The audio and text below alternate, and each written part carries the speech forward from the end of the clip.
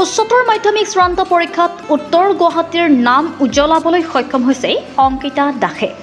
চন্দ্ৰা নিবাসী ভৱেন দাসৰ কনিষ্ঠ কন্যা অংকিতা দাসে চাংখাৰীৰ ৰূপকোঁৱৰ একাডেমীৰ পৰা অৱতীৰ্ণ হৈ কলা শাখাত ৯৪% নম্বৰ লাভ কৰিবলৈ সক্ষম হৈছে। অংকিতাই ৰিটেইল ট্ৰেড বিষয়ত ৯৯% নম্বৰ লাভ কৰি সকলোৰে দৃষ্টি নিবদ্ধ কৰিবলৈ সক্ষম হৈছে। মই প্ৰশাসনিক বিষয়ত যাম বুলি ভাবিছোঁ বৰ্তমান। তাক লৈ প্ৰস্তুতি চলাম ভৱিষ্যতলৈ। আৰু মই যিখিনি পঢ়িছিলোঁ সেইখিনি বহুত কষ্টৰে ভালকৈ পঢ়িছিলোঁ, কনচেপ্ট ক্লিয়াৰ কৰি পঢ়িছিলোঁ।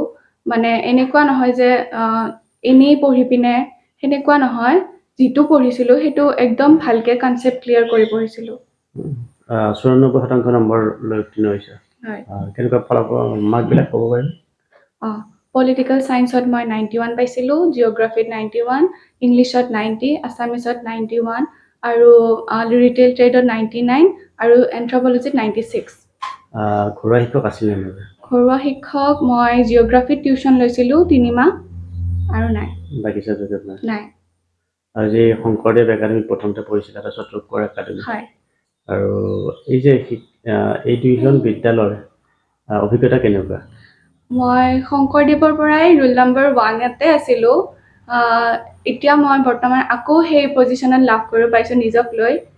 শংকৰদেৱৰ পৰাই মই বেছটো ক্লিয়াৰ কৰিছিলোঁ আৰু ৰূপকোঁৱৰত মোৰ টিচাৰ্ছবোৰেও বহুত সহায় কৰিছে। শংকৰদেৱতো মোক বহুত সহায় কৰিছে, মোক মৰম দিছিলে, মোক সাহস দিছিলে, এনেকৈয়ে। কিমান সময় অধ্যয়ন আছিলে দৈনিক? মই ৮-১০ ঘণ্টা পঢ়িছিলোঁ।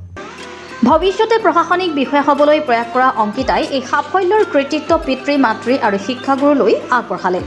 অংকিতাৰ ফলাফলৰ খবৰ ল'বলৈ এতিয়া চন্দ্ৰাৰ ঘৰত জ্যেষ্ঠ কনিষ্ঠ সকলোৱে ভিৰ কৰিছেহি। মই মোৰ ছোৱালীক বহুত গান দিছিলোঁ আৰু এইটো কৰ এনেকুৱা কৰি থাকোঁ। আৰু লগতে মই ভগৱানকো বহুত দিনে ৰাতি আৰু কামনা কৰি আছিলোঁ যাতে তাই ভবামতে হয়। তাই পৰীক্ষা দি আহি কিন্তু মোক কৈছিল যে 93, 94ৰ ভিতৰত পামেই আৰু এনেকুৱাকৈ কৈছিল যদিও মনত এটা সন্দেহ ভাৱ লাগি আছিল। তাৰপিছতো আৰু তথাপি আৰু ভগৱানক ভাবি আছিলোঁ আৰু তেওঁ যাতে আৰু এইখিনি আমাক। উত্তৰ গুৱাহাটীৰ পৰা অনুপম বৰুৱা ৰিপৰ্টাৰ লাইভ অসম। হয়, নমস্কাৰ।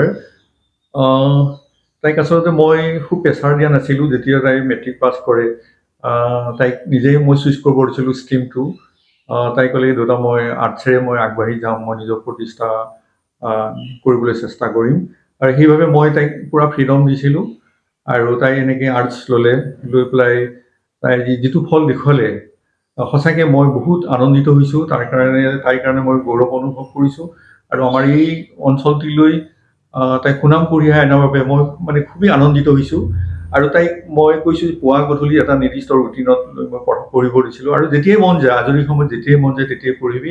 আৰু যিখিনি পঢ়িবি তাৰ সুন্দৰকৈ যাতে কনচেপ্টটো ক্লিয়াৰ কৰি পঢ়, মনত ৰাখি পেলাই, আৰু নিজৰ যিটো প্ৰতিভা, সেই যাতে প্ৰতিভাটো প্ৰকাশ কৰিব পাৰ, তেনেকৈ তাইক মই সাহস দিছিলোঁ। আৰু লগতে শিক্ষাগুৰুসকলে যেতিয়াই তেতিয়াই তেওঁলোকক ফোনত তাইৰ লগত কণ্টেক্ট কৰিছিলে, বা ঘৰলৈ আহি পেলাইও তেওঁলোকক কিবা যদি নোৱাৰা থাকে আৰু সেইটো কৰি দিছিলে, আৰু তাইক উৎসাহ দি গৈছিলে। আৰু সেইটো বহুত তাই প্ৰেৰণা পাইছে। আৰু তাৰ ফলতে আজি সকলোৰে পৰিয়ালেও আমাক বহুত যথেষ্ট ছাপোৰ্ট দিছে।